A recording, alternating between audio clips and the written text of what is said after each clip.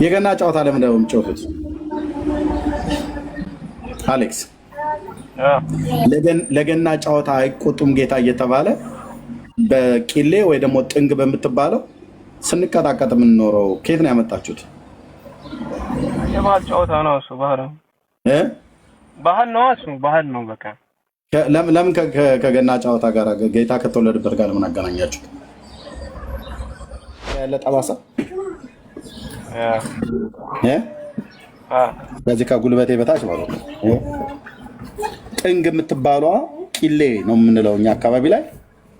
በቂሌዋ ሲመቱ አጥንቴ ነው ተሸርፎ የወጣው። ከዚህ ጋር አጥንቴ ተሰብሮ ከዚህ ጋር አጥንቴ እንደዚህ የአጥንት ፍላጩ ነው እንደዚህ ስንጥር ብሎ የወጣው። በኦርቶዶክስ በእንጨት እየተቀጣቀጣችሁ የደም መስዋዕት ትገብራላችሁ ማለት ነው።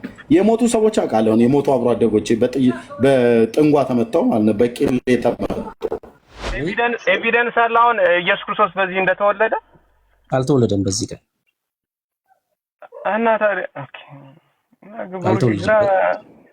አልተወለደም። በዚህ ቀን አልተወለደም። አሌክስ አይ ብሩኬ ሰላም፣ እግዚአብሔር ይመስገን። ከየት ቤተ እምነት ነህ?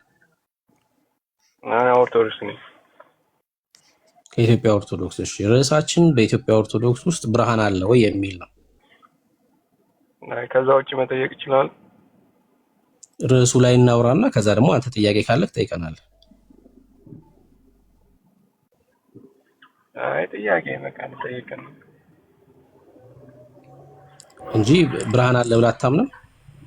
አለ እንጂ እንዴት እንደሱ ይሆናል? እኮ እሺ፣ ብርሃን የለም ክርክር ነው የሚሆነው። አብሩክ ግን አይሆንም ክርክር። ያለኝ ጥያቄ ትንሽ ትጠይቅና እመልስልሃለሁ። ጥያቄንማ ፈቃደኛ ነኝ ለመመለስ ነኝ። ግን አንተ አለ የምትለው ብርሃን ለአንተ ምን አስገኝቶላል? እሱን እንወቅና ከዛ አንተ ደግሞ ትጠይቃለህ። ለአንተ ምን አስገኘልህ? በእናንተ ያለው ብርሃን ለአንተ ምን ጠቀመህ የሚለውን እንወቅና ከዛ አንተ ደግሞ ትጠይቃለህ።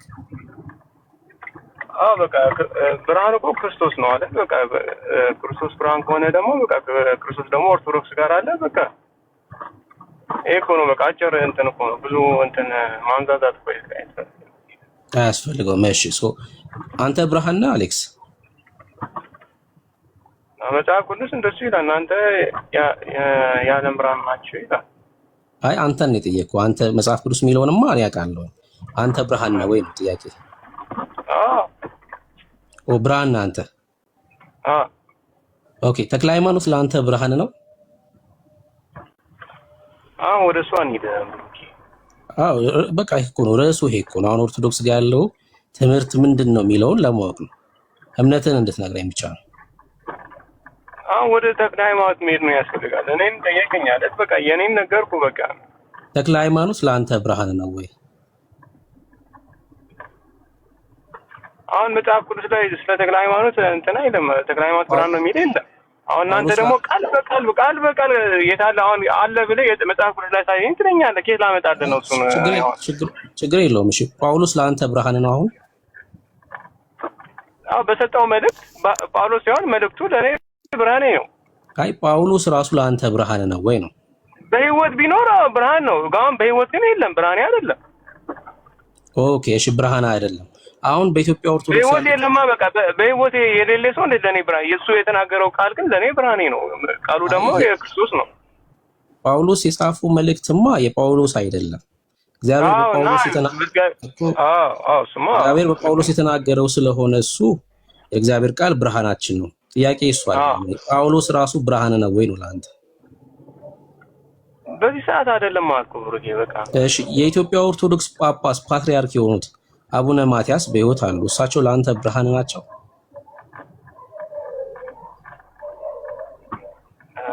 ለምን ታደናግረኛለህ? አይ ቀጥተኛ ጥያቄ ነው ከጠየኩ። ለምን አደናግራለሁ? በህይወት የለም ጳውሎስ ስላልከኝ አሁን በህይወት ያሉት አቡነ ማትያስ ፓትርያርኩ ብፁዕ ወቅዱስ አቡነ ማትያስ ለአንተ ብርሃን ናቸው? በህይወት ስላሉ እነሱ የሚናገሩት አቡነ ማትያስ ለአንተ ብርሃን ናቸው? እነሱ የሚናገሩት የእግዚአብሔርን ቃል ስለሆነ አቡነ ማትያስ ለአንተ ብርሃን ነው አይደለ? እነሱ ብርሃን ሊሆኑ አይችሉም። ከነሱ የሚወጣ ቃል ነው ብሩኬ። እንዴት ማለት መጽሐፍ ቅዱስ ራሱ እኮ እናንተ የዓለም ብርሃን ናችሁ ሲል እነሱ ሻይን ያደርጋሉ ማለት እኮ አይደለም። ከነሱ የሚወጣውን ነገር ነው እንጂ እነሱ ሻይን ያደርጋሉ ወይ ብርሃን ይሰጣሉ ማለት አይደለም። አቡነ ጳውሎስ ትክክለኛ የእግዚአብሔርን ቃል ስለሚናገሩ እነሱ አሁን የዓለም ብርሃን ናቸው ማለት ነው። ለምን ቃል ከነሱ ከሚወጣው ቃል እንጂ ስጋቸው ምናምናቸው አይደለም። እኔ ብርሃን ምስለ ማለት ነው። ገባ? ከነሱ የሚወጣ ቃል ግን ብርሃን ነው። ገብቶኛል የምትለው። እሺ ሶ አሁን የአቡነ ማቲያስ ቃል ለአንተ ብርሃን ነው። ሶ አንተ ለአንተ እያበራልህ ስለሆነ የአቡነ ማቲያስ ቃል አትበላ፣ የእግዚአብሔር ቃል ስለሚናገሩ እነሱ ማለት ነው። አቡነ ማቲያስ አሁን እሱን እኮ ነው አቡነ ማቲያስ ስልክ አይ የሚናገሩት ቃል አልከኝ። አቡነ ማቲያስ ከሚናገሩት ቃል የተነሳ ለአንተ ብርሃን ናቸው አይደል? ቃሉ ለኔ ብርሃን ናቸው። ለአንተ ብርሃን የሆነው አንተ በጨለማ ውስጥ ስለሆንክ ነው ማለት ነው አይደል? እንዴት ጨለማ ውስጥ ስለሆንክ ማለት ነው እኮ? እሳቸው ለአንተ ብርሃን የሆኑ እኮ አንተ በጨለማ ውስጥ ለምሳሌ እንደሱ ሲላቸው ሐዋርያቱንም እነሱ ጨለማ ላይ ስለነበሩ ማለት ነው እናንተ የዓለም ብርሃን ናችሁ ሲላቸው አዎ ለማን ነው ብርሃን ናችሁ የተባሉት? ለዓለም ነው። ዓለም ማለት በጨለማው ያለው ህዝብ ማለት ነው። በጨለማው ላለው ህዝብማ እግዚአብሔርን ቃል ይዘህ ታበራለህ። ገብቶሃል አይደል? በጨለማ ስላለ ያ ዓለም በጨለማ ስለተያዘ ተልከዋል ወንጌልን እንዲሰብኩ ኢየሱስን ነው የሚናገሩት። ብርሃን ይወጣላቸዋል ማለት ነው። በጨለማ ላለውማ አዎ ብርሃን ነው። ለምሳሌ እኔ ብርሃን ነኝ። አሁን አይገርምም? በሙታን መንደር እየሄድኩኝ አበራለሁ፣ ኢየሱስን እገልጣለሁ። አንተ ነህ ብርሃን ወይስ ካንተ የሚወጣው ቃል ነው ብርሃን? የእግዚአብሔር ቃል ሲናገር አስቀድሞ ጨለማ ነበራችሁ ይላል። ኤፌሶን መልእክት ላይ ጳውሎስ እስኪ ፖስት አድርጓት እንደተለመደው ክርስቲያኖች። ቅዱስ ጳውሎስ በኤፌሶን መልእክቱ መጽሐፍ ምዕራፍ 5 ቁጥር 8 ላይ ሲናገር አሁን ፖስት ያደርጉታል ጥቅሱን ስለተናገርኩኝ ማለት ነው። አስቀድሞ ጨለማ ነበራችሁ ይላል። አሁን ግን በክርስቶስ ብርሃን ናችሁ ይላል። የብርሃን ልጆች ብርሃን ናቸው። የብርሃን ልጆች ነን። ብሩኬ አሁን እዚህ ጋር ግን ማለት ነው ከጠየቀኝማ መስማት ነው ያለብህ። እንዳይወሳሰብ ነው ብሩኬ። ብርሃን ነን አልኩህ እኮ እኛ ብርሃን ነን። እና ብሩኬ አሁን አንተ የሆነ ቦታ ላይ ሂድ፣ በጣም ኃጢአት የሚሰራበት ቦታ ላይ እየሄድክ ዝም ብለህ መሄድ ነው በቃ። ምንም አንተ ብርሃን ልትሆን አትችልም። ገባ? ከአፍ ቃል ስታወጣ የመጽሐፍ ቅዱስ ቃል ስታወጣ ግን ምን ትሆናለህ? ቃሉ ምን ይሆናል? ብርሃን ነው የሚሆነው እንጂ አንተ በኃጢአት መንደር በባቢሎን ዝም ብለህ ተራመድ፣ ዝም ብለህ ነው የምትሄደው። ምንም የምታመጣው ነገር የለም። ከአፍ ግን ቃል ሲወጣ ግን ብርሃን ይሆናል። ገባ? እኔ ብርሃን ነኝ ማለት አሁን አንተ እንዴት እንደሱ ማለት ትችላለህ? ከአፍ ቃል መውጣት አለበት። ሳትናገር ዝም ብለህ ተራመድ። አሁን የትኛው ነው ምን ነው ብርሃን የሚሆነው? እየጠየክ ነው፣ ስለኔ እየተከራከርክ ነው። አልገባም። ዲፋንድ እያደረኩ ነው እንጂ የተናገርከው ስህተት ነው እያልኩ ነው ብሩክ። እሺ ችግር የለውም። የተናገርኩት ስህተት ነው። እሺ አሁን ከታች ወንደሰን ፖስት ያደረገውን ጥቅስ እያየ ነው አይደል? አንበበው እስኪ ምንድን ነው የሚለው? ድራይቭ እያደረኩ ነው አላነበውም። ቃሉ ነው የሚለው ማለት ነው። እኔ አይደለሁም ያልኩት። አየህ ቀድሞ ጨለማ ነበራችሁ ይላል። ጨለማ ማለት የዚህ ዓለም ገዢ አባል ማለት ነው። እሺ ሁለት መንግስት ነው ያለው። አንደኛው መንግስት የዚህ ዓለም ገዢ የሆነው ነው። አየህ የማያምኑትን ልብ ያሳወረው ወይ ደግሞ ለማይረባ አይምሮ ተላልፎ የተሰጡ አሉ አይደል? ለእግዚአብሔር ቃል የማይታዘዙ እነሱን ሁሉ የሚመራ ማለት ነው የዚህ ዓለም ገዢ ያለ። አስቀድሞ ምንድን ነበራችሁ አለ? ጨለማ ነበራችሁ አለ። የሙታን መንደር ማህበረሰብ ነበር ማለት ነው። አሁንስ በክርስቶስ ኢየሱስ ብርሃን ናችሁ አለ። አየህ እኛ ራሳችን በክርስቶስ ኢየሱስ የብርሃን ልጆች ስለሆነ ብርሃን ነን። አዎ ስትራመድ አልከኛ። ይኸውልህ ክርስቲያኖች ዝም ብሎ ተራምደው ማጋነንት ሊወድቅ ይችላል። ነገር ግን በኃጢአት መንደር ስንሄድ ምንድን ነው የምንናገረው? ኢየሱስን ነው የምንናገረው። ብርሃን ማለት እሱ ነው። ብርሃን የሆነ ሰው ከኃጢአት ጋር አይተባበርም፣ ከአመፅ ጋር አይተባበርም፣ ይልቁንስ ይገልጠዋል ማለት ነው። አየህ በዛ መንደር ሲሄድ ኃጢአትን ይገልጥና ብርሃንን እያሳየ ያልፋል። ለሰዎች መዳን ምክንያት እየሆነ ይሄዳል ማለት ነው። በክርስቶስ ኢየሱስ የዘላለም ሕይወት እያገኙ ይሄዳሉ ማለት ነው። በብርሃን ያለ ሰው እንደዚህ ይናገራል። እኛ አዎ ብርሃን ነን። ለዛ ነው እኮ ጳውሎስ በአንደኛ ተሰሎንቄ መልእክቱ ላይ ምን አለ መሰለ? ኢየሱስ ክርስቶስ እንደ ሌባ ይመጣል አይደለ አሌክስ? እንደ ሌባ ይመጣል። ማን ላይ ነው እንደ ሌባ የሚመጣው? ባላመኑት ላይ ነው። ከመሆን ለምንድን ነው እንደ ሌባ ባላመኑት ላይ የሚመጣው? በጨለማ ስላሉ ማለት ነው። እናንተ ግን ይላል ይኸውልህ ቃሉ ሲናገር የቀን የብርሃን ልጆች ስለሆናችሁ እናንተ ላይ እንደ ሌባ አይመጣባችሁም ይላል። አየህ፣ የብርሃን ልጅነት ማለት ይሄ ነው። በጨለማ ያሉት ግን ስላላመኑ እንደ ሌባ በድንገት ይመጣባቸዋል ይላል። አየህ፣ እሱ ይሄ ነው በቃ። አሁን ሁለቱ መንግስት ማለት ይሄ ነው። በብርሃን ያሉ ሰዎች ግን ብርሃን ናቸው። ለምን? ከዚህ ዘር ተካፋይ ስለሆኑ፣ ከብርሃን ከሆኑ ዘር ተካፋይ ስለሆኑ ማለት ነው። እኛ ክርስቲያኖች እዚህ ውስጥ የምታያቸው ጴንጤዎች በሙሉ ብርሃን ናቸው። በክርስቶስ ኢየሱስ ብርሃን ናቸው።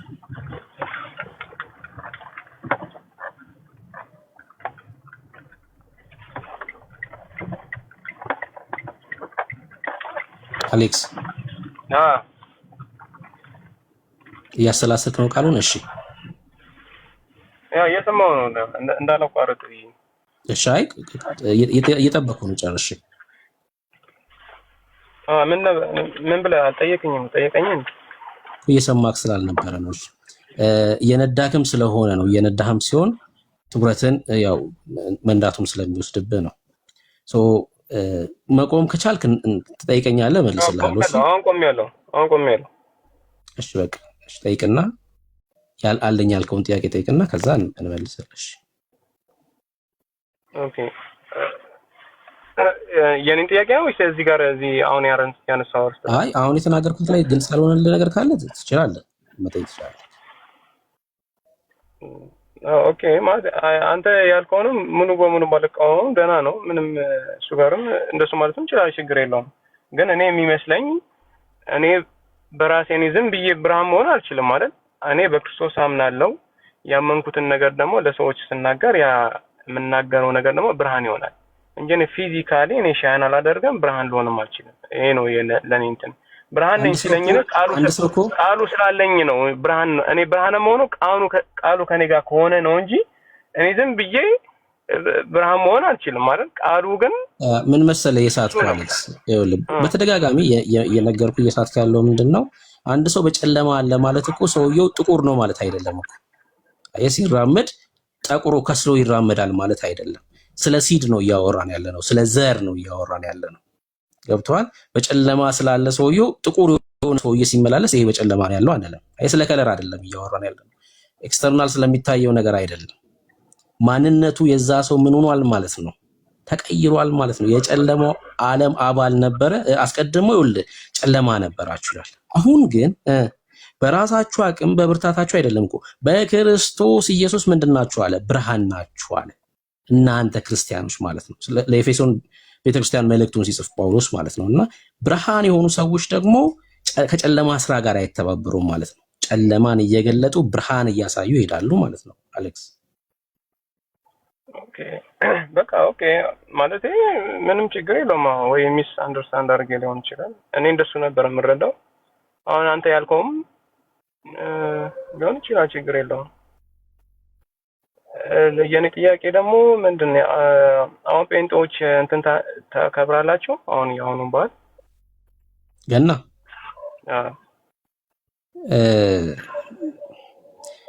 በዘልማድ ያው ምንድነው የሚያከብሩ ጴንጤዎች አሉ። በዚህ በዕለቱ ጌታ ኢየሱስ ክርስቶስን ከፍ አድርገን እንውላለን።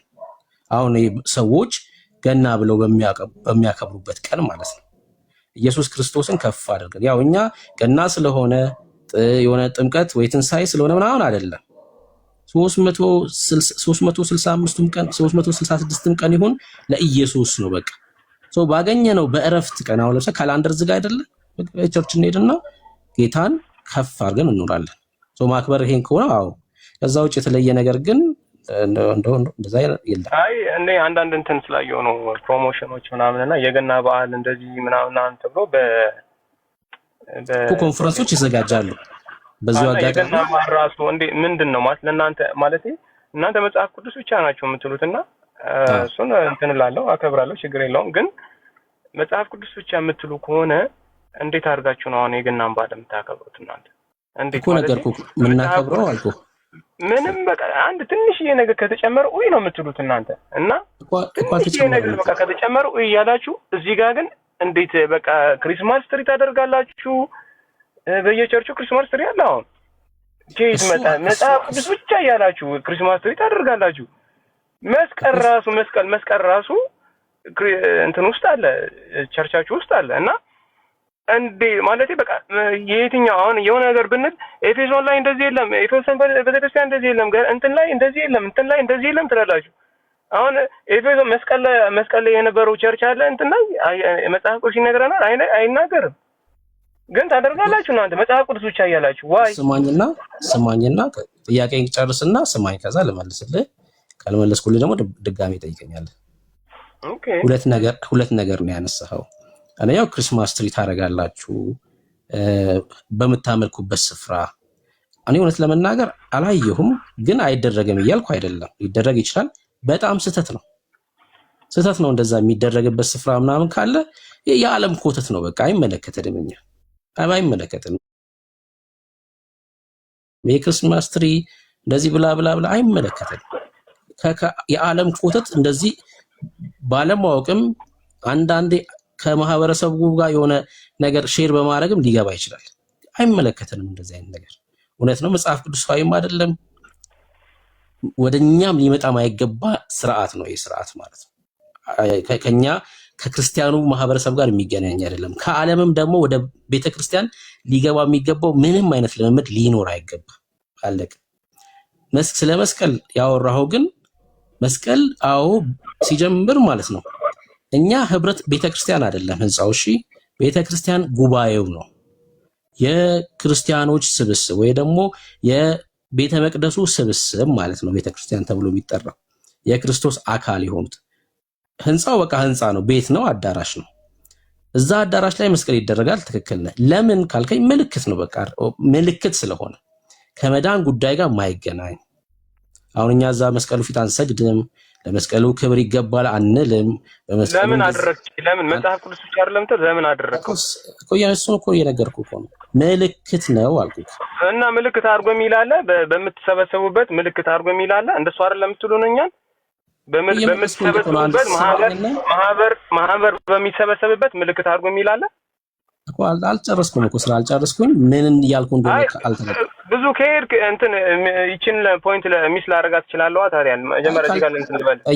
ጠይቀኸኝም እስከዚህ ድረስ ብቻ ነው መመለስ ያለብህ ብለህም ይሆናል እንዴ ወዳጄ? ጠይቀኸኝ አይደለም ብሩኬ፣ እንዴት እንደሱ አልኩ። ግን ብዙ ከሄድክ ሌላ ጥያቄም ይነሳል እኮ። ጠይቀኛለህ፣ እዚህ ጋር አልመለስክልኝም ብለህ መጠየቅ ነው እኮ። ምንም ቀላል እኮ። ብሩኬ አንድም ሁለቱም ሆናችሁ በምትጸልዩበት እኔ በማካከላችኋለሁ ነው የሚለው እንጂ አንድም ሁለቱም ሆናችሁ በምትጸልዩበት መስቀል አድርጋችሁ ተሰባሰቡ ምናምን ነገር አይደለም።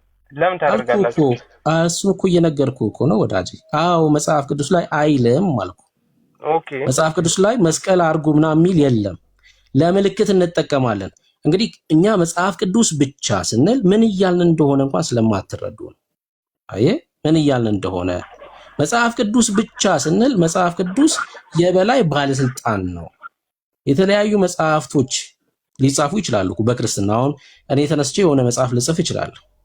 ሰዎች የኔ መጽሐፍ ሲያነቡ እንደ እግዚአብሔር ቃል አይደለም የሚያነቡት። የኔ መጽሐፍ እንደ እግዚአብሔር ቃል ይመዘናል ማለት ነው። በእግዚአብሔር ቃል የሚመዘን መጽሐፍ ነው የምጽፈው። መጽሐፍ ቅዱስ ብቻ ስንል እሱ ነው። አትናቴስ የጻፈው መጽሐፍ በእግዚአብሔር ቃል የሚመዘን ነው እያለ ነው። አሁን እነዚህ ግን መስቀል ይደረግ ምናምን የሚለው ግን ምንድነው? ከምልክት አንጻር ነው።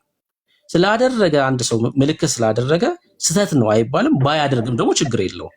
ያ ቦታ ክርስቲያኖች የሚሰበሰቡበት እንደሆነ ለማሳየት ብቻ ነው። ከአምልኮት ጋር ከመዳን ጉዳይ ጋር የሚገናኝ አይደለም። አየህ ለዛ ለምሳሌ ቤታችሁ ላይ ለምን በር አደረጋችሁ እንደማለት እኮ ነው። በር ያደረግነው ለምንድን ነው? ሰው ገብቶ እቃ እንዳይወስድብን አይደል? ዘግተን የምንሄደው። ልክ ይሄኛውም ደግሞ ያ ስፍራ ክርስቲያኖች የሚሰበሰቡበት ቦታ እንደሆነ ለማሳየት የተደረገ ምልክት ማለት ነው። ከዛ የዘለለ ምንም ግንኙነት የለውም ማለት ነው። እንዴት በራችሁ ላይ ቁልፍ ታደርጋላችሁ? መጽሐፍ ቅዱስ ላይ እኮ ቁልፍ አርጉ የሚል የለም ብለን እንደመጠየቅ ነው እየጠየቅ ያለው። ቁልፍ የምናደርገው ሌባ እንዳይገባ ንብረታችን እንዳይሰጥ።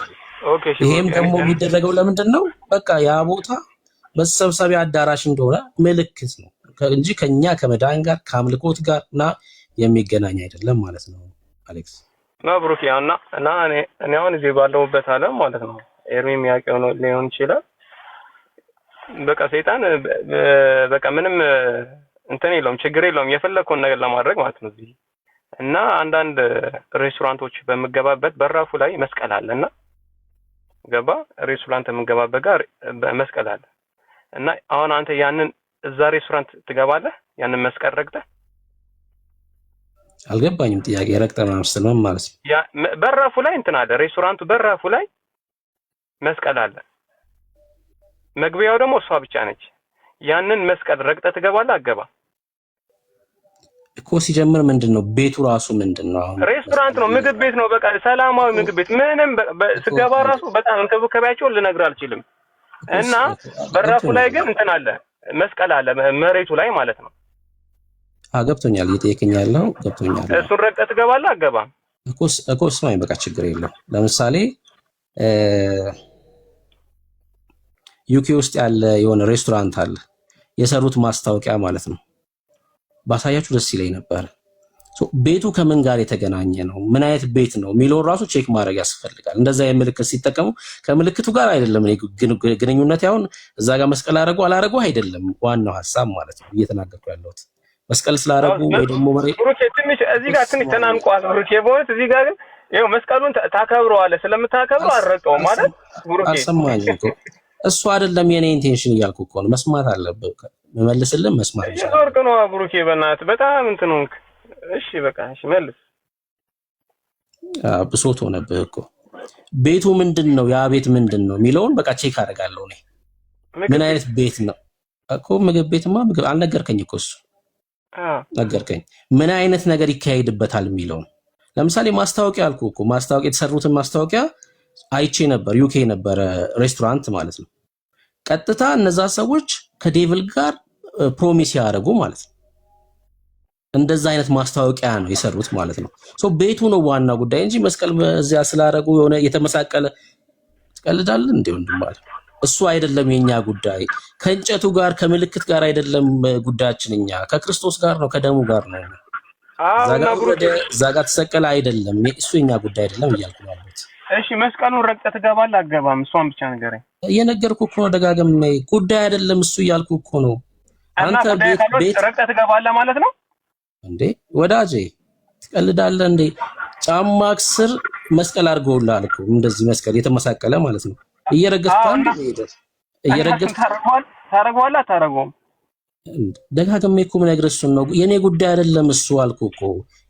አረገዋለሁ ማለት ነው። እስኪ አማርኛውን እንትን አድርገዋለሁ እንዴት አረገዋለሁ እና በቃ እየረገጥኩት ነው እኮ አሁንም እኮ አልኩህ እኮ ወዳጄ። እሱ ጉዳይ አይደለም የኔ አልኩህ።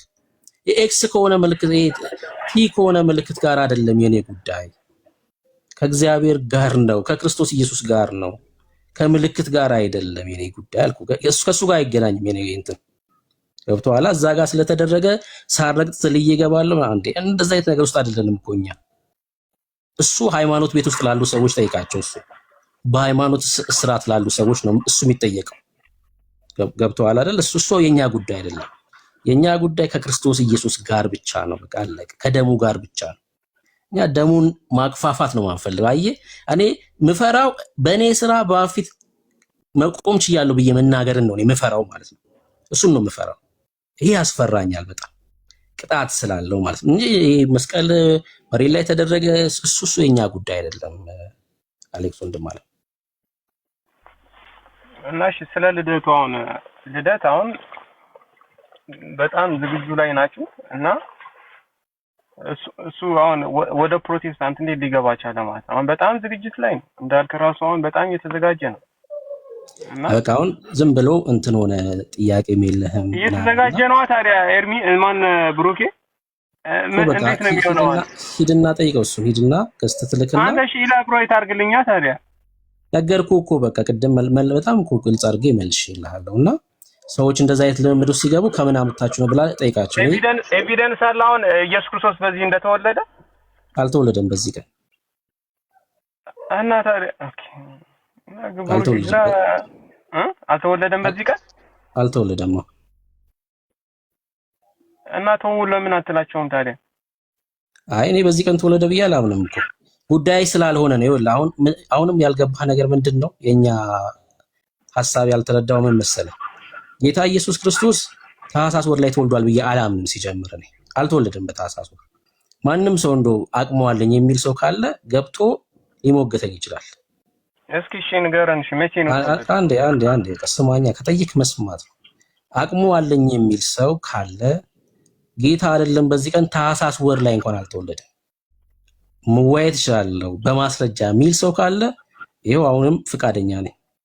አይደለም ታህሳስ ወር ላይ ህዳር ወር ላይ እንኳን አልተወለደም ጌታ፣ ህዳር እንኳን አልተወለደም። እኔ በማስረጃ ማሳየት እችላለሁ። እሱ ግን የኛ ጉዳይ አይደለም። አሁንም ህዳር ተወለደ፣ ሚያዝያ ተወለደ፣ መስከረም ተወለደ ጉዳያችን አይደለም። እኛ ቀን የምናከብር ከቀን ጋር ግንኙነት ያለን ሰዎች ስላልሆንን ካላንደር በዘጋው ቀን አጋጣሚውን ተጠቅመን ጌታን እንሰብካለን። አየህ እሱ ነው የኛ ጉዳይ። ለዛ ነው በቃ ጉዳያችን ያለው ነው። አሁን ለምን ታህሳስ አከበራችሁ፣ ለምን ታህሳስ ካላንደሩ ዘጋ ምናምን ብለን ማንጨቃጨቀው ለምን መሰለህ? ጥቅምትም ላይ መስከረምም ላይ ቢሆን ጉዳያችን ስላልሆነ ነው። የቀን ጉዳይ ጌታ ኢየሱስ ክርስቶስ ልደቱን እንድናከብርለት ቢፈልግ ማለት ነው የተወለደበትን ቀን ይኸው እዚህ ጋር ተብሎ ይጻፍልን ነበር። ከዛ በትንሣኤ የተነሳበትን ቀን ቁጥሩ ይጻፍልን ነበር። እሱ አይደለም። ያው የአዲስ ኪዳን ሐሳብ እሱ አይደለም። ከቀን ጋር የተገናኘ አይደለም አይደል? ከምልክቶች ጋር የተገናኘ አይደለም። ከደም ጋር የተገናኘ ነው። በቃ አለቀ። የኛ ለምን ታህሳስ ሆነ ለምን ጥር ሆነ ብለን ማናነሳው ለሚቀር ምናምን ማንለው መሰለህ ጉዳያችን ስላልሆነ ነው። እኛ ከፈለጋችሁ ቀይሩትና ጳጉሜም ላይ አድርጉት። ከዛ ካላንደር ይዘጋ የለ ጳጉሜ ላይ በቃ ኢየሱስን እንሰብካለን። አጋጣሚውን ተጠቅመን አይ አግኝተዋል ሐሳቤን።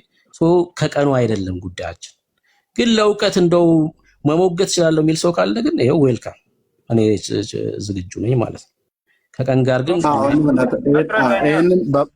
ይህንን በባለፈውም ዓመት ተናግረናል። እኛ የገና ጨዋታ ለምን ነው የምትጫወቱት? አሌክስ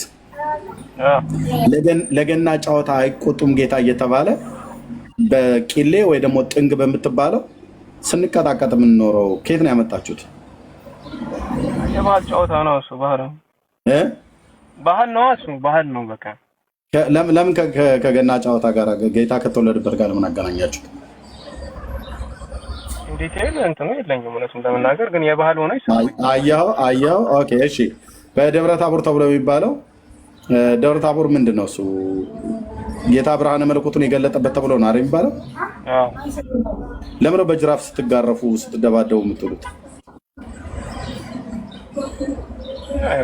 ባህል ነው በቃ። አረማዊ ባህል ማለት ነው። አረማውያን የሚያደርጉት ባህል ማለት ነው። መጽሐፍ ቅዱስ ብዙ እንትን የገባ ነገር አይደለም ማለት የለም። ብራዘርዬ ምናምን አይደለም። ኖ ያው እንደ ክርስማስ ትሪ ነው እንጂ ሁሉም በየአገሩ ኳስ በለው እኮ ለምን ኳስ ትጫወታላችሁ ማለት ነው። የምን አይልም ገና ጨዋታ ኳስ ሆኖ አያውቅም ብራዘር። እኔ የገና ጨዋታ ተጫውቼ ነው ያደኩት። እኔ ገጠር ልጅ ስለሆንኩኝ የገና ጨዋታን ተጫውቼ ነው ያደኩትኝ። ኦኬ የገና ጨዋታ ስጫወት ምን እንደተፈጠረ ላሳያችሁ። ከዚህ የትም ነግሬያቸዋለሁ። የገና ጨዋታን ስጫወት በገጠሪቱ ማለት ነው ይታያል። ይሄ እግሬ ላይ ያለ ጠባሳ ከዚህ ከጉልበቴ በታች ማለት ነው። ጥንግ የምትባለዋ ቂሌ ነው የምንለው እኛ አካባቢ ላይ። በቂሌዋ ሲመቱ አጥንቴ ነው ተሸርፎ የወጣው ከዚህ ያው በኳስ ተመተህ እንደዚህ አጥንት እስኪሰበር ድረስ ይሆናል። አጥንቴ ተሰብሮ ከዚህ ጋር አጥንቴ እንደዚህ የአጥንት ፍላጩ ነው እንደዚህ ስንጥር ብሎ የወጣው እና ጠባሳ ሆኖ ቀረ ማለት ነው። ስለዚህ አልገባም ኤርሚ እንጂ እኮ በቃ ማስታወሻ ከኦርቶዶክስ እንዳትወጣ ማስታወሻ እኮ ነው። አንተ ግን አልገባም። አየህ በጣም በእንትንም ይናገር ነበር፣ አንተ ግን አልሰማም። ስለዚህ በኦርቶዶክስ በእንጨት እየተቀጣቀጣችሁ የደም መስዋዕት ትገብራላችሁ ማለት ነው። የሞቱ ሰዎች አውቃለሁ። የሞቱ አብሮ አደጎቼ በጥንጓ ተመተው ማለት ነው። በቂሌ ተመተው ኦኬ። ደም የሚፈስ አንድ ማት ነው። የአንዳንዱ አይኑ ጠፋ ለማውቀው እኔ አብሮ አደጌ ማለት ነው። እኔ እግሬ ላይ ነው እንደዚህ ከልጅነት ጀምሮ ማለት ነው። ይሄ በሕያው ጌታ ፊት የምነግራችሁ የገና ጨዋታ ስንጫወት ሲመታ በኃይለኛ ሲመታ እዚህ መታች አጥንቴ ከዚህ ጋር ተሰብሮ አጥንቴ እንደዚህ ውልቅ ብሎ ነው የወጣው ከዚህ ጋር ተሸርፎ ማለት ነው። እና የገና ጨዋታ ማለት እንትን ኳስ ጨዋታ ነው ብለህ አትበል። የደም መስዋዕትነቱን ሁሉ ጭምር የሚከፈልበት ነፍስ ሁሉ ጭምር ሳይቀር የሚጠፋበት ተራ የሆነ ባህል ነው ማለት ነው እንጂ የእናንተ ሲሆን የገና ጨዋታ ማለት ምንድን ነው? ሶሪ የገና ጨዋታ ማለት ኳስ ጨዋታ ነው ምናምን ነገር ብለህ አታቀለውም። ከየት መጣ? ምን ያገናኘዋል ከጌታ ልደት ጋር በተገናኘ? ምንም። ከጌታ ልደት ጋር በተገናኘ ምን ያገናኘዋል? ምንም የሚያገናኘው ነገር የለም። ለገና ጨዋታ አይቆጡም ጌታ ብለው ሲቀጣቀጥ ይኖርልሃል ማለት ነው። እና እኛ ግን በግላችን ከጠይቀን እኔ ያው የገና ጨዋታም በለው የክርስመስም ብሎ የሚለውን በለው ሁለቱም የአርማ ያለ ንገረኝ። እሺ እንትኑ አስረዳኝ መቼ እንደተወለደ። በዚህ ሀገር ላይ አገሮች አሉ አይደል? ታውቃለህ? መንግስታት ሀገሮች አሉ አይደል? ሀገሮችና መንግስታት ታሪክ አላቸው የላቸውም? ሞባይልን አምጣ አዘጋጆ ነው አይፎን ነው። ሀገሮችና መንግስታት ታሪክ አላቸው የላቸውም? አላቸው። የነገስታት ታሪክ አፄ ምኒልክ መቼ ነው የነገሱት ኢትዮጵያ ውስጥ? ታሪክ ላይ ብዙ አይደለም ይርም ብዙ አይደለም።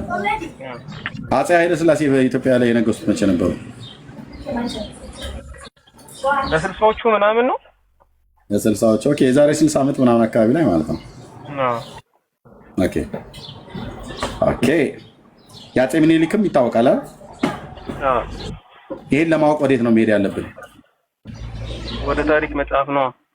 ወደ ታሪክ መጽሐፍ። እሺ ጌታ በነገሰበት ዘመን ማን ነበረ እስራኤልን በቀኝ ግዛት ይገዛ የነበረ ሀገር? አውግስጦስ ቄሳር ሄሮዶስ ነው። ማን ነበረ እስራኤልን በቀኝ ግዛት ሲገዛ የነገሰው ሀገር? ኢየሱስ ክርስቶስ ሲወለድ ሮማውያን ናቸው።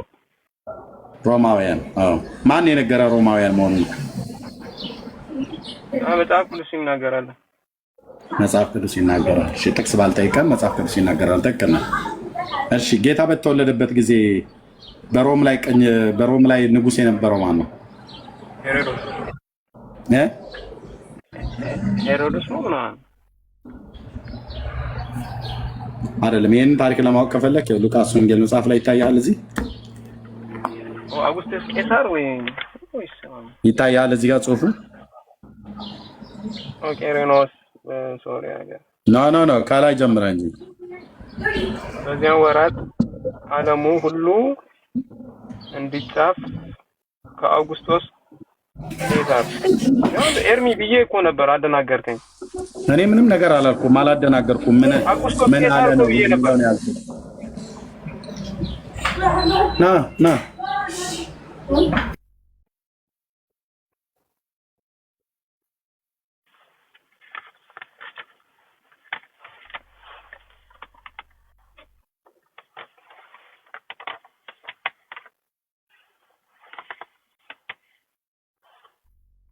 እሺ ምን አልከኝ ወንድሜ? አውግስጦስ ቄሳር። እሺ አውግስጦስ ቄሳር በሮም ላይ ነው የነገሰው? መቼ ነው የነገሰው? ከመቼ እስከ መቼ የነገሰ ንጉስ ነው? አላውቅም። ለምን አታውቅም? እንዲቴል በስለሱ ጥናት ስላላደረኩ። ማድረግ አለብህ የለብህም? አለብኝ። ብታረግ ታገኘዋለህ ወይስ አታገኘውም? ከመቼ ዓመት እስከ መቼ ዓመት እንደነገሰ መጽሐፍ ቅዱስ ላይ ላገኘው እችላለሁ። ጥናት ታድረግ ሁሉም ነገር ልታውቅ ትችላለህ። ታሪክን ይሄን ታሪክ ለማጥናት ይሄን ታሪክ ለማንበብ የኢትዮጵያ ታሪክን ነው ማንበብ ያለብህ? የእስራኤልን እንጂ የኢትዮጵያማ እንዴት? የእስራኤልን ተሳስተሃል ማለት ነው። እንዴት ብዬ የእስራኤልን ታሪክ ለማወቅ የኢትዮጵያን ታሪክ ማጥናት አለብኝ? አውግስጦስ ቄሳር ማን ንጉስ ነበረ? በእስራኤል ግን ነግሶ የነበረ አይደለም? እንዴት ነው? እሺ ንገረኝ፣ አስረዳኝ። እሺ ያረኝ። ቄሳር የማን የንግስና ማዕረግ ነው? በጥያቄ አጣደፈኝ። በቃ እኔ እስክሪብቶና እየተማርኩ ነው እና አስረዳኝ። አሁን ማስረዳት ብቻ ነው ያለብህ። ልብ በል እሺ፣ ልንገርህ። ይሄ ንጉስ የሮም ንጉስ ነው ማለት የጣሊያን ማለት ነው። ጣሊያን ነበረች አይደል እስራኤልን ቅኝ ግዛት ይዛ የነበረችው ያኔ ጌታ በተወለደበት ጊዜ። ቄሳር ታዲያ ማን የማዕረግ ስም ነው? የሮማውያን ነው፣ የጣሊያኖች ማለት ነው። ስለዚህ አውግስጦስ የሚባለው ሰው በነገሰበት በዚያን ወራት ይላል። በዚያን ወራት ይላል። ያ ወር በዚያም ወር ይላል። ማነው? በዚያም ወራት ዓለም ሁሉ እንዲጻፍ ከአውግስጦስ ቄሳር ትእዛዝ ወጣች ይላል። አዋጅ ተነገረ ማለት ነው። ዓለም ሁሉ እንዲጻፍ ሚንስ በሮም መንግስታት ስልጣን ስር ያሉ በደቡብ አውሮፓ፣ በምዕራብ እስያ፣ በሰሜን አፍሪካ ያሉ ሀገሮችን በሜዲትራኒያን ባህር ዙሪያ ያሉትን ሀገሮችን ቅኝ ግዛት ገዝቶ ስለነበረ በዛ ይኖሩ የነበሩትን በመንግስታቸው ስልጣን ስር የነበሩትን በዛ የሚኖረውን የህዝብ ቆጠራ እንዲደረግ አደረገ ማለት ነው። በየት? በዚያንም ወራት ይላል። ወሩ አልተጻፈም። ወሩን ለማግኘት በኋላ ወንድምነት በደንብ ይነግራል፣ እኔም ጨምርልሃለሁ። ኦኬ። ወሩን ለማግኘት እና ትዕዛዙ የወጣበትን አዋጁ የተነገረበትን ያን ቀን ፈልጎ ለማግኘት የት ነው መሄድ ያለብህ? የሮም መንግስታት ታሪክ ውስጥ መግባት አለብህ ማለት ነው። ኢየሱስ የተወለደበት ቀኑ እና ወሩ ይታወቃል። ኦኬ። እሱን ለማግኘት ግን አውግስጦስ ቄሳር ይህንን ትዕዛዝ ያወጣበት ህዝብ ቆጠራ የተደረገበትን እሱን ጊዜ ነው ፈልገ ማግኘት ያለብህ ማለት ነው። የት? በታሪክ ውስጥ ማለት ነው። መጽሐፍ ቅዱስ ያው ፍንጭ ሰጥቶናል። ኦኬ።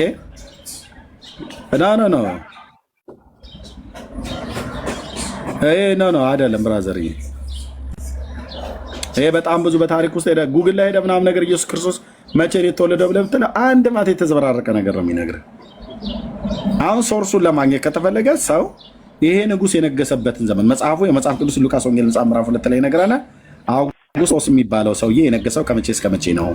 በሱ የንግስና ዘመን ምን ያህል ጊዜ የህዝብ ቆጠራ ተደረገ?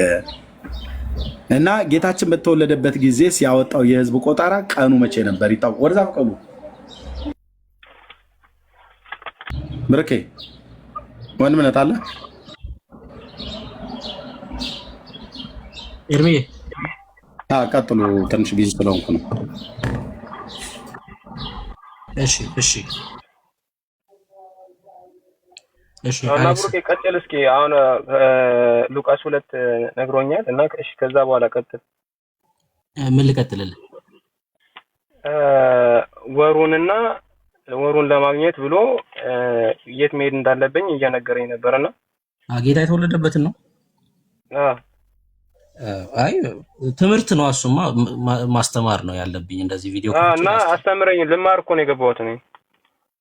ከቶፒኩ ያስወጣናል። አሁን ለምሳሌ ከአንድ ሳምንት በፊት ቤቴን ከፍቼ ክርስቶስ ኢየሱስ መቼ ተወለደ የሚለውን ቀኑን ወሩን እያሳየሁኝ ከመጽሐፍ ቅዱስ ማስረጃ እያሳየው ሳስተምር ነበርና የሚሞግት ካለ ደስ ይለኛል፣ ካልሆነ ግን እኔ ለመማር ነው የመጣሁትና እሺ አስተምረኝ እኮ አልኩ ብሩኬ።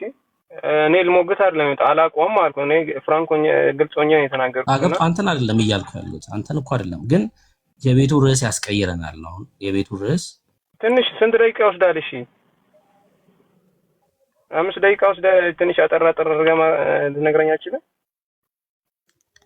እሺ ያን ያህል ለአንተ አስፈላጊ ነገር ከሆነ እሺ እንትን ላድርግ። አንዴ ጠብቀኝ።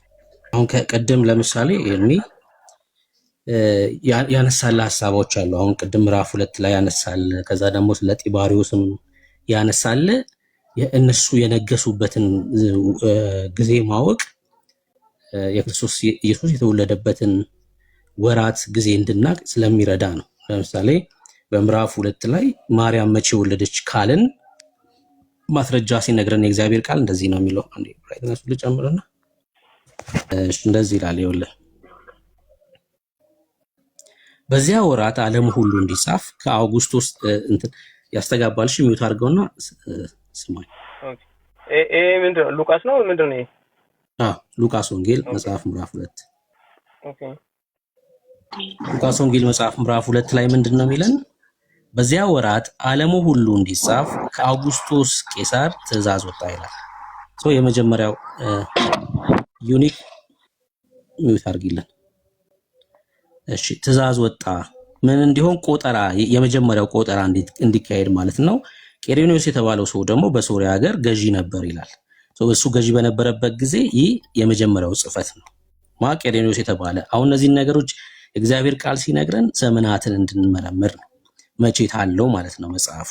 ከዛስ ሁሉ እያንዳንዱ ይጻፍ ዘንድ ወደ ከተማው ሄዳ ይላል። የት ነበረ ይቆጠሩ የነበሩት? ወደ የከተማቸው ሄደው ነው። ለምሳሌ ማርያም ትኖር የነበረው ገሊላ ነው። ገሊላ ማለት የእስራኤል ሰሜኑ ክፍል ማለት ነው። ሰሜኑ ክፍል ነው። ነገር ግን ማርያም በገሊላ ከተማ ትኖር እንጂ ከእጮኛዋ ከዮሴፍ ጋር የዳዊት ልጅ ናት፣ ከይሁዳ ናት።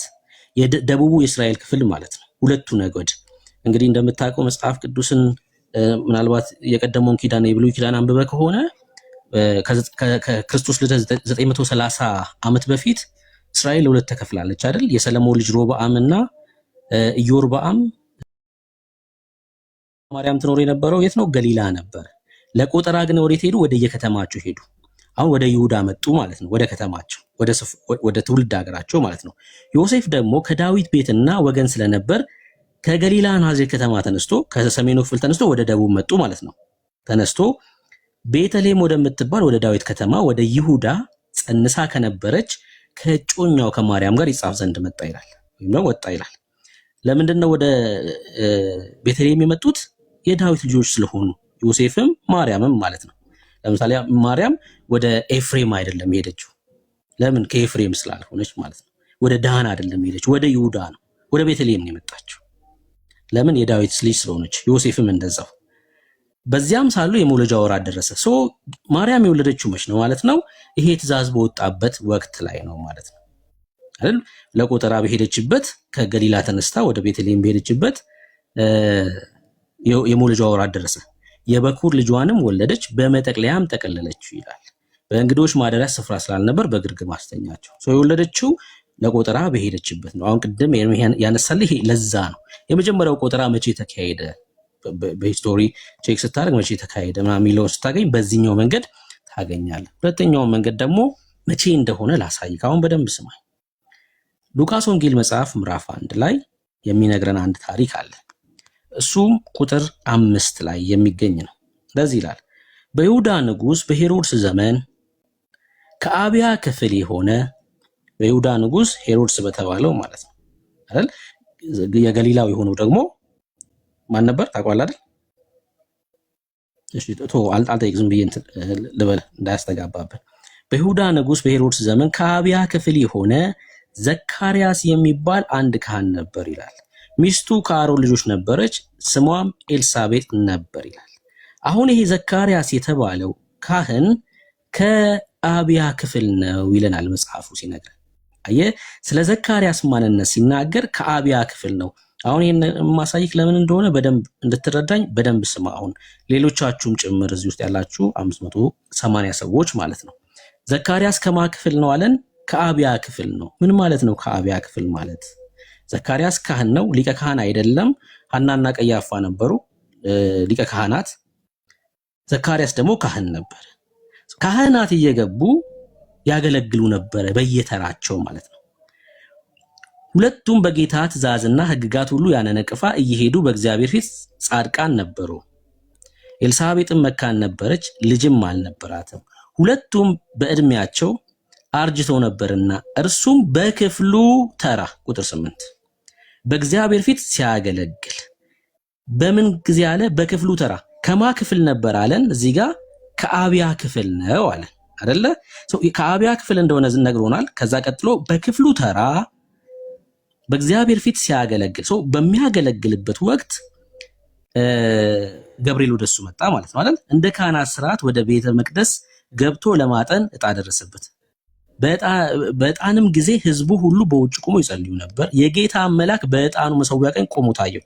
መልአኩ ገብርኤል መጣና ዘካርያስን እንደሚወልድ ብስራትን ነገረው። ማን ሊወለድ ነው ማለት ነው? ዮሐንስ አይደል? ይሄ ዮሐንስ መጸነስ ማለት ነው። ይሄ መቼ ነበር ይሄ ዮሐንስ የተጸነሰው?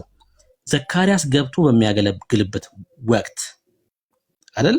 በክፍሉ ተራ ሲያገለግል የማ ክፍል ነው አለ ዘካርያስን? እዚህ ጋር እንደነገረን መጽሐፉ ከአብያ ክፍል ነው ብሎናል። እሺ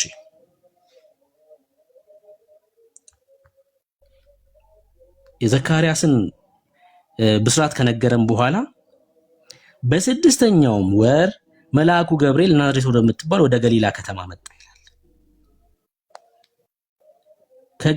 ወደ ዘካርያስ ከመጣ ከ6 ወር በኋላ እሱም በምንድን ነው የምናውቀው? ይኸው እዚህ ቁጥር 36 ላይ ምን ይላል? እነሆ ዘመድሽ ኤልሳቤጥ እርሷም ደግሞ በእርጅናዋ ወንድ ልጅ ጸንሳለች፣ ለእርሷም መካን ትባል ለነበረችው ይህ 6ኛው ወር ነው ይላል። ዮሐንስ ጌታ ኢየሱስ ክርስቶስን በ6 ወር ይበልጠዋል በስጋ አይደል? ዮሐንስ ከተጸነሰ ከ6 ወር በኋላ ነው መልአኩ ገብርኤል ወደ ማርያም መጥቶ ብስራትን የነገራት።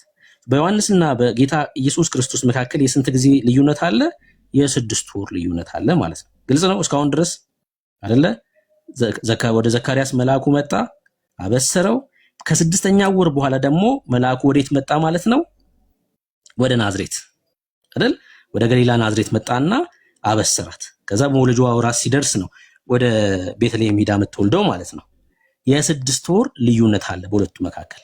አሁን ዘካርያስ ብስራቱን የሰማበትና የዮሐንስ የተጸነሰበትን ወቅት መጀመሪያ እናገኛለን።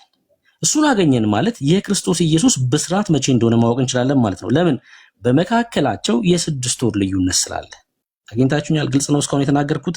የዘካርያስ የብስራቱን ወቅት አወቅን ማለት ወይ ደግሞ መልአኩ ገብርኤል ዘካርያስ ሲያገለግል መጥቶ ብስራቱን የነገረበትን ጊዜ አወቅን ማለት የክርስቶስ ኢየሱስን የተነገረበትን ጊዜ አወቅን ማለት ነው። ለምን? 6 ወር ልዩነት ስላለ በመካከላቸው። እሺ አሁን እንቀጥል። ከአብያ ክፍል ነው ብሎናል ዘካርያስን የእግዚአብሔር ቃል ከአብያ ክፍል ነው። በክፍሉ ተራ ደግሞ ቁጥር 8 ላይ ምን አለን? ገብቶ ያገለግል ነበር። በሚያገለግልበት ወቅት መልአኩ ገብርኤል መጥቶ አበሰረ። ከአብያ ክፍል ማለት ምንድን ነው? አሁን ወደ ቀደመው ኪዳን ልንሄድ ነው ማለት ነው። ወደ ቀደመው ኪዳን ሂደን አንዳንድ ነገሮችን አሳያችኋለሁ። ሶሪ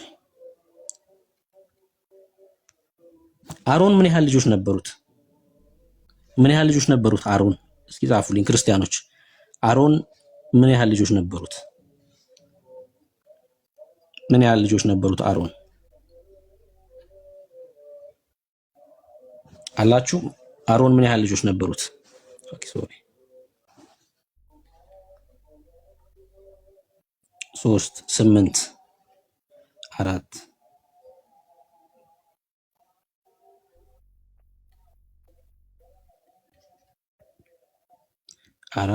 4 የተወሰናችሁ 8 24 ምናምን። እሺ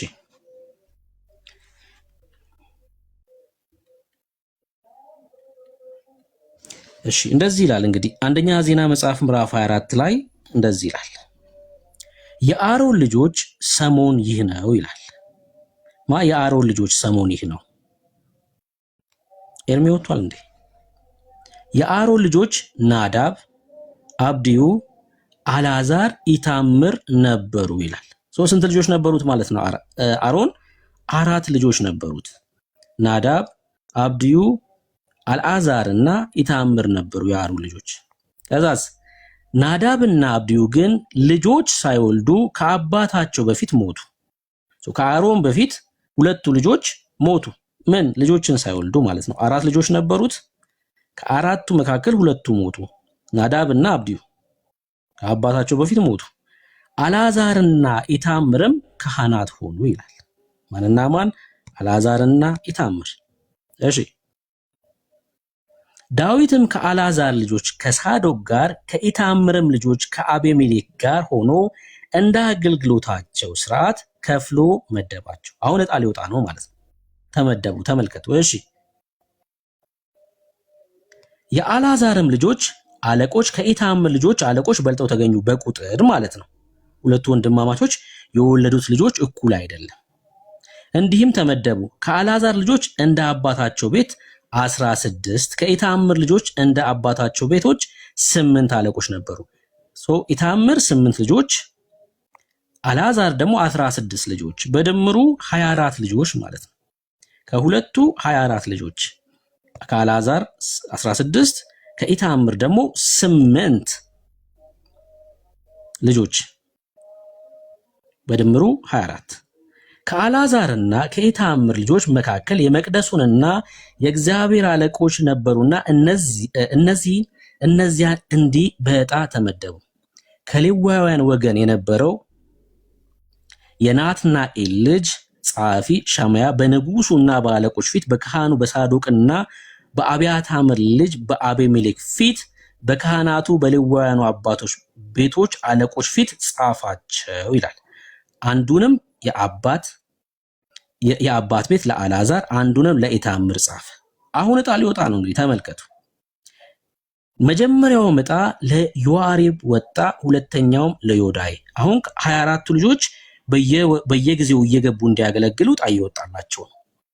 ከ24ቱ መካከል ደግሞ ዮአሪብና ዮዳይ የሚባሉ ናቸው። በአንድ ወር ውስጥ እነዚህ ገብተው እንዲያገለግሉ ዕጣ ወጣላቸው። 24ቱ ሁለት እየሆኑ ነው ዕጣ የሚወጣው። ለምን? በአንድ ወር ውስጥ 15ቱን ቀን አንደኛው ካህን 15ቱን ቀን አንደኛው ካህን ገብቶ ስለሚያገለግል ማለት ነው። በአንድ ወር ውስጥ 2 ካህን ያገለግላል። በ12 ወር ውስጥ 24ቱ ካህን ይደርሳቸዋል ማለት ነው። አሁን ዕጣ እየወጣ ነው። ሶስተኛው ለካሪም ወጣ፣ አራተኛው ለሶአሪም ወጣ ይላል። እሺ፣ አምስተኛው ለመልኪያ፣ ስድስተኛውም ለሚያሚን ወጣ ይላል። ሰባተኛው ለአቁስ፣ ስምንተኛው ለአብያ ወጣ ይላል። አሁን የምንፈልገውን ነገር አገኘን። አብያ የሚል ስም ቅድም አንብቤላችሁ ነበር። አስተውላችሁ ከሆነ በሉቃስ ወንጌል መጽሐፍ ምዕራፍ 1 ቁጥር 5 ላይ ዘካርያስ ከማን ክፍል ነው ብሎናል? ከአብያ ክፍል ነው ብሎናል። የይሁዳ ንጉሥ በሄሮድስ ዘመን ከአብያ ክፍል የሆነ ዘካርያስ የሚባል አንድ ካህን ነበር ብሎ ነው የሚያስተዋውቀን። ዘካርያስ ከማ ክፍል ነው? ከአብያ ክፍል ነው ማለት ነው። አብያ ስንተኛ ዕጣ ወጣለት አለን መጽሐፍ ሲናገር? ስንተኛ ዕጣ ደረሰው አለ? ቁጥር 7 አይደል?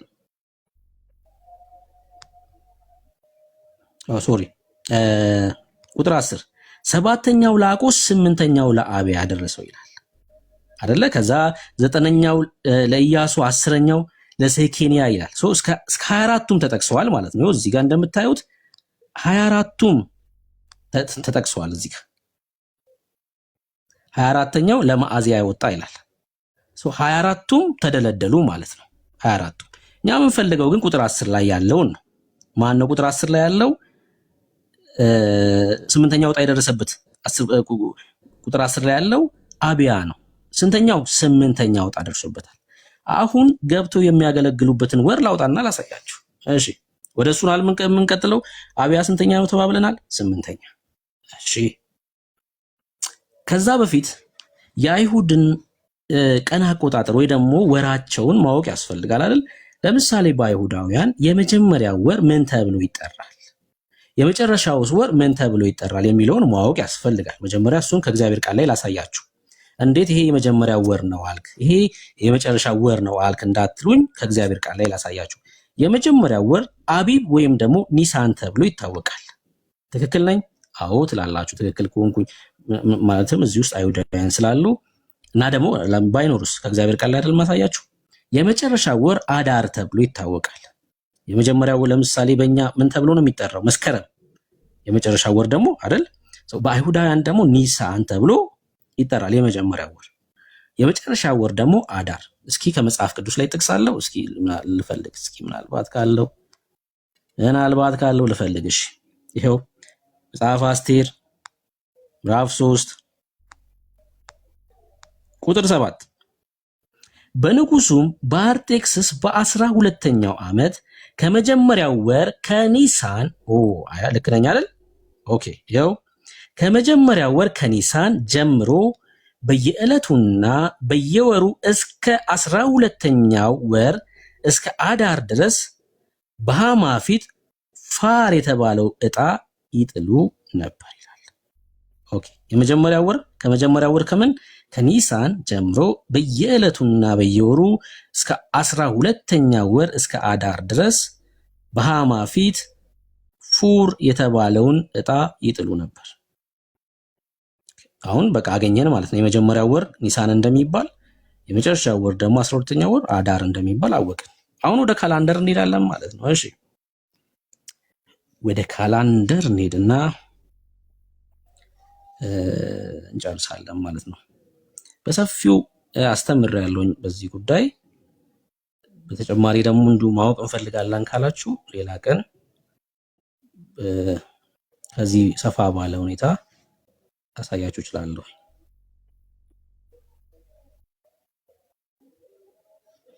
እሺ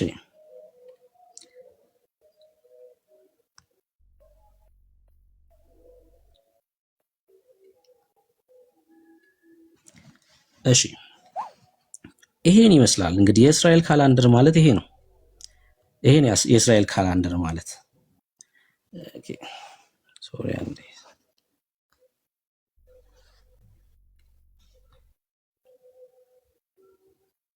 የመጀመሪያው ወር ምን ብያችኋለሁኝ? ኒሳን ይባላል ብያችኋለሁ አይደል? ኒሳን ይባላል። የመጨረሻው ወርስ አዳር ይባላል ብያችኋለሁ። ከኒሳን ጀምሮ 12 ወር ኒሳን፣ ያር፣ ሲቫን፣ ታሙዝ፣ አቭ፣ ኤሉል፣ ቲሽሪ፣ ቺቫኒ፣ ኪስሌቭ፣ ቲቬት፣ ሺቫት እና አዳር ተብሎ ይታወቃሉ። በቃ የመጀመሪያው ወር ይሄ ነው። ይሄ 12ኛ ወር ነው። ኒሳን የመጀመሪያው ወር በነጮች ምን ወር ላይ ነው የሚውለው ካላችሁኝ ደግሞ ማርች ላስት እና ኤፕሪል ፈርስት ላይ ነው። ለምሳሌ ከማርች 15 ጀምሮ ወይ ከማርች 16 ጀምሮ እስከ ኤፕሪል 14 ድረስ ነው ማለት ነው። ግልጽ ነው? የተናገርኩት ነገር ገብቷችኋል? ከማርች 16 እስከ ኤፕሪል 14 ድረስ ነው ኒሳን የተባለው ወር የሚውለው። ለምሳሌ እነሱ አዲስ ዓመታቸው የሚሆነው መቼ ነው ማለት ነው? ማርች 16 ማርች 15 ላይ ይሆናል ማለት ነው አዲስ ዓመታቸው። ያ የመጀመሪያው ወር ኒሳን የሚያልቀውስ ኤፕሪል 14 ላይ ያልቃል ማለት ነው። ኦኬ አሁን ስንቆጥረው ምን ላይ እንደሚውል ግልጽ እንዲሆንልን እንድትረዱት ማለት ነው። እሺ አሁን እኛ የምንፈልገው በሉቃስ ወንጌል መጽሐፍ ምዕራፍ 1 ላይ ያለው አብያ የተባለው ካህን መቼ ደረሰው የሚለውን ነው የምናወጣው። ስንተኛ ዕጣ ነው ለሱ የደረሰው? 8ኛ ዕጣ ነው። የመጀመሪያው ዕጣ እና ሁለተኛው ዕጣ የደረሳቸው ካህናት በኒሳን በመጀመሪያው ወር ላይ ገብተው ያገለግላሉ። አንደኛ እና ሁለተኛ ዕጣ የደረሰው ካህን ማለት ነው። ሁለቱ ካህን 15 ቀን ማለት ነው። ሶስተኛ ዕጣ የደረሰውና አራተኛ ዕጣ የደረሰው ደግሞ ቢአር ወይ ደግሞ በሁለተኛ ወር ሰከመንዝ ይላል አይደል? እዚህ ጋር በሁለተኛ ወር ገብተው ያገለግላሉ። አምስተኛ እና ስድስተኛ ዕጣ የደረሳቸው ደግሞ በሲቫን ወይ በሶስተኛው ወር ላይ ገብተው ያገለግላሉ። ሰባተኛ እና ስምንተኛ ዕጣ የደረሰው ደግሞ በታሙዝ ወር ላይ ገብተው ያገለግላሉ። አሁን 8ኛ ዕጣ የደረሰው ማን ነው ተባብለናል ቅድም? አብያ ነው ማለት ነው አይደለ? 7ኛ ዕጣ የደረሰው ጁን ላስት ላይ ገብቶ ያገለግላል አይደል? ጁን ከ16 እስከ 30 ያለውን 8ኛ ዕጣ ደግሞ የደረሰው ጁላይ ከ1 እስከ 15። ይሄ ደግሞ በእነሱ ታሙዝ የሚባለው ወር ወይ 4ኛ ወር ላይ ነው ማለት ነው። 4ኛ ወር ላይ የሚያገለግሉበት ወቅት ነው። አሁን አብያ ታሙዝ ወር ላይ እንደሆነ ካወቅን ዘካርያስ ከአብያ ክፍል ስለሆነ የሚያገለግለው በታሙዝ ወር ላይ ነው ማለት ነው። ለምን? ክፍሉ ምን ስለሆነ? ከአብያ ክፍል ስለሆነ በታሙዝ ወር ላይ ገብቶ በዕጣው ክፍል ያገለግላል። በዚህ ሰዓት መልአኩ ገብርኤል መጥቶ ዘካርያስን አበሰረው። ምን እንደሚሆን? ልጅን እንደሚወልድ ማለት ነው። መቼ? ታሙዝ ላይ። ታሙዝ የመጨረሻው ቀናት አካባቢ፣ ያ ማለት ከ15ኛው ቀን እስከ 30 ባለው ቀን ውስጥ ያገለግል በነበረበት ወቅት ላይ ዘካርያስ ምን ሆነ ማለት ነው? ብስራቱን ሰማ። አሁን ከዚህ ጀምሮ ወደ ናዝሬት ወደ ገሊላ ናዝሬት ከተማ ገብርኤል የመጣው ከ6 ወር በኋላ እንደሆነ ነግሮናል መጽሐፉ። 6 ወር እንቆጥራለን ማለት ነው። ከዘካርያስ በኋላ 6 ወር ስንቆጥር መልአኩ ገብርኤል ወደ ናዝሬት ገሊላ የመጣበትን ወቅት አገኘን ማለት ነው። እሺ አቭ የመጀመሪያ ወር ይሆናል። ኤሉል 2ኛ ወር ይሆናል። ቲሽሪ 3ኛ ወር ይሆናል። ቼስቫን 4ኛ ወር፣ ኪስሌቭ 5ኛ ወር፣ ቲቬት 6ኛ ወር። በቲቬት ላስት ላይ መልአኩ ገብርኤል ወደ ገሊላ ናዝሬት ለዮሴፍ ወደ ታጨችው አንዲት ድንግል ማርያም ወደምትባል መጣ። ወደ ዘካርያስ ከመጣ ከ6ኛ ወር በኋላ ማለት ነው። ወደ እርሷ ገብቶ ደስ ይበልሽ ጸጋ ይሞላብሽ ያላት አይደል? የልዑልን ልጅ እንደምትወልድ ጌታ ኢየሱስ ክርስቶስን እንደምትወልድ ነገራት። አሜን ብላ ተቀበለች። አሁን ጌታ ኢየሱስ ክርስቶስ የተጸነሰበትን ወቅት አወቅን ማለት ነው። ኢየሱስ ክርስቶስ እንደኛው ያለ ወንድ ፍቃድ ቢሆንም የተወለደው እንደኛው ግን ሰው ነው። 9 ወር ጠብቆ የሚወለድ ማለት ነው። የማርያም የማህፀኗ ፍሬ ስለሆነ ማለት ነው። የማርያም የማህፀኗ ፍሬ ስለሆነ 9 ወር ጠብቆ እንደ ማንኛውም ልጅ ጌታችን ኢየሱስ ክርስቶስ ተወልዷል ማለት ነው። አሁን ቲቬት ወር ላይ ወደ ገሊላ እንደመጣ ካወቅን 9 ወር መቁጠር ነው ከዚህ በኋላ የሚጠበቅብን ማለት ነው። ሼቫት የመጀመሪያው ወር ነው። አዳር 2ኛ ወር ነው። ኒሳን 3ኛ ወር ነው። ኢያር 4ኛ ወር ነው። ሲቫን 5ኛ ወር ነው። ታሙዝ 6ኛ ወር፣ አቭ 7ኛ ወር፣ ኤሉል 8ኛ ወር፣ ቲሽሪ 9ኛ ወር። መልአኩ ገብርኤል መጥቶ ካበሰረበት ጀምሮ 9 ወር ስንቆጥር ቲሽሪ ላስት ላይ ይሆናል ማለት ነው። ቲሽሪ ማለት ደግሞ ኦክቶበር እንደማለት ነው። እንደምታዩት ቲሽሪ ላስት ማለት ኦክቶበር ፈርስት አካባቢ ወይ ደግሞ ኦክቶበር ከ1 እስከ 15 ባለው ጊዜ ውስጥ ማለት ነው። ኦክቶበር ከ1 እስከ 15 ባለው ጊዜ ውስጥ ያለ ማለት ነው ቲሽሪ ማለት። ለምን ዘካርያስን ቅድም ታሙዝ ላስት ላይ ስለነበር የቆጠር ነው ማለት ነው። እና ቲሽሪ ላይ ጌታችን ኢየሱስ ክርስቶስ ተወለደ ማለት ነው። ይህን እንዴት አወቅን? በእግዚአብሔር ቃል በነገረን መሰረት ማለት ነው። እና ይህን ከዚህ በፊት ብዙ ብዬበታለሁኝ። ይህን ይመስላል ማለት ነው። አሌክስ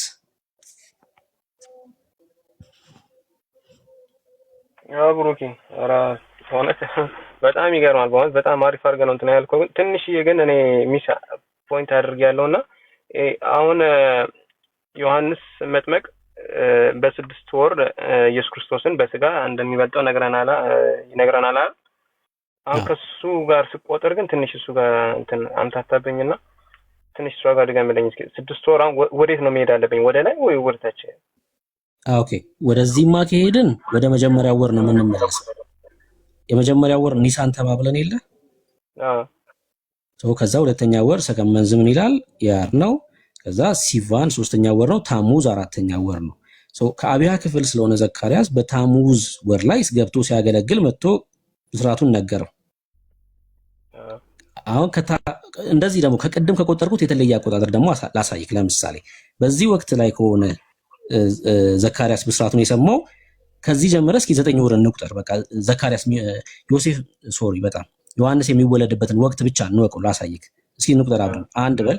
አቭ የመጀመሪያ ወር፣ ኤሉል 2ኛ ወር፣ ቲሽሪ 3ኛ ወር፣ ቲስቫን 4ኛ ወር፣ ኪስሌቭ 5ኛ ወር፣ ቲቬት 6፣ ሼቫት 7፣ አዳር 8፣ ኒሳን 9ኛ ወር አይደል? ዮሐንስ የሚወለድበት ጊዜ ደረሰ ማለት ነው። ምን ላይ? ኒሳን ላይ ተወለደ። አሁን ዮሐንስ ከተወለደ በኋላ ጌታችን ደግሞ ከ6 ወር በኋላ ነው የሚወለደው አይደል? የ6 ወር ታላቁ ስለሆነ በስጋ ማለት ነው። 6 ወር እንቁጠር አሁን። ይኸው ኢያር 1፣ ሲቫን 2፣ ታሙዝ 3፣ አቭ 4፣ ኤሉል 5፣ ቲሽሪ 6 ጌታችን ተወለደ። እቺ ትቀላለች። በዚህኛው መንገድ መቁጠር ትችላለህ። ቲሽሪ ላይ ወይም ኦክቶበር ፈርስት ላይ ጌታ ይወልዳል ማለት ነው። ይሄን በምንድን ነው የምናውቀው? እዚያ የእግዚአብሔር ቃል በነገረን መሰረት ምንድን ነው የሚፈልገው? የእግዚአብሔር ቃል ማስተዋል፣ ማንበብ በቃ። ከዛ ውጪ ይሄንን ካላንደር ነው ስቲል የሚጠቀሙት እስራኤሎች። ይሄን ሰርክል አይነት የሚመስለው ኦፍ ኮርስ ወይስ ሌላ ነው? ልክ ነው። ይሄን ነው የሚጠቀሙት አሁን የሚጠቀሙት ይሄን ነው። በጣም ይገርማል። በጣም አመሰግናለሁ ብሩኬ። ይሄን አላውቅም ነበር። በጣም በቃ ገብቶኛል። በቃ አመሰግናለሁ ብሩኬ። እሺ ተባረክ።